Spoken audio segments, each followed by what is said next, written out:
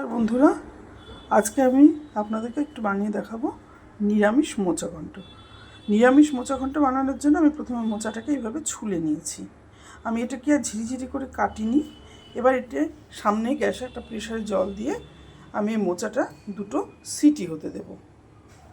মোচাটা তৈরি করার জন্য আমার যা যা উপকরণ লাগছে, আমি সোমবার দেওয়ার জন্য একটু হিং, কিছুটা গোটা গরম মশলা, শুকনো লঙ্কা, তেজপাতা নিয়েছি। আর নিয়েছি ছোটো করে কেটে রাখা কয়েক টুকরো আলু। এখানে আমি দুটো মাঝারি সাইজের আলু নিয়েছি। একটা বড় টমেটো ছোটো ছোটো করে টুকরো করে নিয়েছি। কিছুটা কাজু কিশমিশ ভিজিয়ে রেখেছি জলে। আর একটা মশলার পেস্ট আমি তৈরি করব, যেখানে রয়েছে জিরার গুঁড়ো, ধনের গুঁড়ো, হলুদ, লাল লঙ্কার গুঁড়ো আর সামান্য আদা বাটা।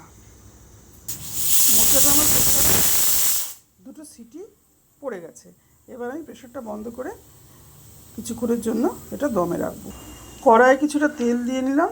এখানে 2 টেবিল চামচ মতো আমি তেল দিয়েছি। এবারে তেলটা গরম হয়ে এসছে। এখানে আমি কিছুটা হিং সোমবারে দিলাম। 1 সেকেন্ড রেখে আমি এখানে দিলাম গোটা গরম মশলা, দুটো শুকনো লঙ্কা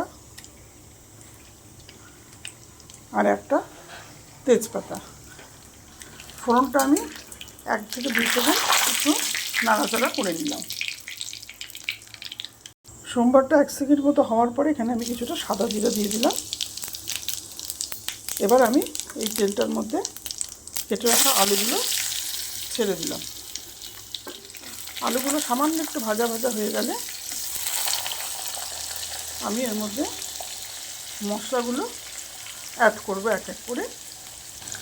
আলুটা আমার কিছুটা ভাজা হয়েছে। এবার এখানে আমি 1 চামচ লবণ দিয়ে দিলাম।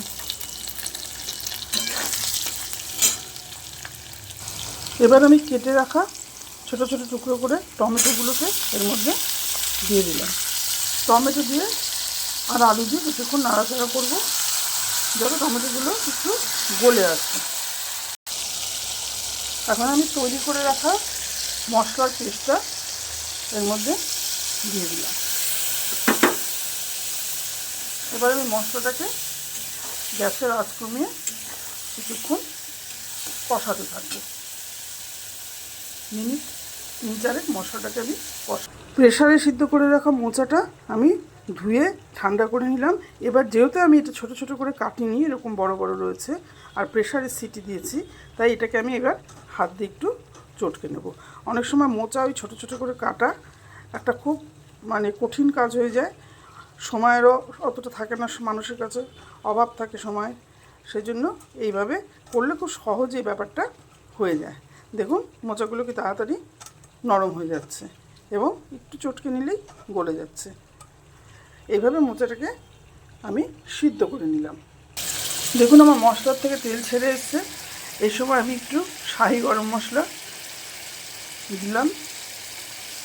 একটু আগের থেকে দিলে গরম মশলা গন্ধটা বেশ সুন্দর বেরোয়। এবং কিছুটা নাড়াচাড়া করে আমি সিদ্ধ করে রাখা মোচাগুলো এর মধ্যে ছেড়ে দেব। মোচাগুলোকে এর মধ্যে ছেড়ে দিয়ে আমি খুব ভালো মতন মোচাগুলোর সাথে মশলাগুলো কষিয়ে নেব। কষিয়ে নিয়ে মোচাটাকে গ্যাস কম করে দিয়ে কিছুক্ষণ হতে দেব, মশলার সাথে সিদ্ধ হতে দেব মোচাগুলোকে। মোচাটা এখন কষা হচ্ছে মশলার সাথে। এই সময় আমি কাজু কিশমিশগুলো যে ভিজিয়ে রেখেছিলাম সেগুলো মোচার মধ্যে দিয়ে দিলাম। আর কয়েকটা কাঁচা লঙ্কা এর মধ্যে আমি গোটা ছেড়ে দিলাম। যার যেরকম সুবিধা অনুসারে সেই লঙ্কাগুলো ডলে খাবে। যেহেতু এটা সম্পূর্ণ নিরামিষ, তাই এখানে আমি সামান্য একটু ঘি দেব। নিরামিষ রান্নায় একটু ঘি দিলে রান্নার গন্ধটা ভালো হয়, খেতেও ভালো লাগে। সামান্য একটু ঘি দিয়ে দিলাম এবং 1 চামচ মতো চিনি দিয়ে দেবো। চিনি যে কোনো ঘন্ট রান্না করার সময় চিনিটা কিছুক্ষণ আগে দিলে পরে সে ঘন্টটা খুব তাড়াতাড়ি মজে যায়।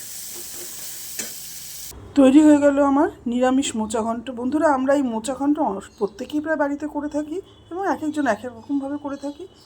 আমার এই রান্নাটি আপনাদের কেমন লাগলো জানাবেন। ভিডিওতে অনেক জায়গায় অনেক রকম দোষ ত্রুটি থাকতে পারে। একদমই নতুন চ্যানেল আমার, যদি সেরকম কিছু হয় বন্ধুরা মার্জনা করবেন, আর চ্যানেলটা সাবস্ক্রাইব করবেন যাতে আমি নতুন নতুন কিছু আরও আপনাদের জন্য দিতে পারি। ভালো থাকবেন, সুস্থ থাকবেন।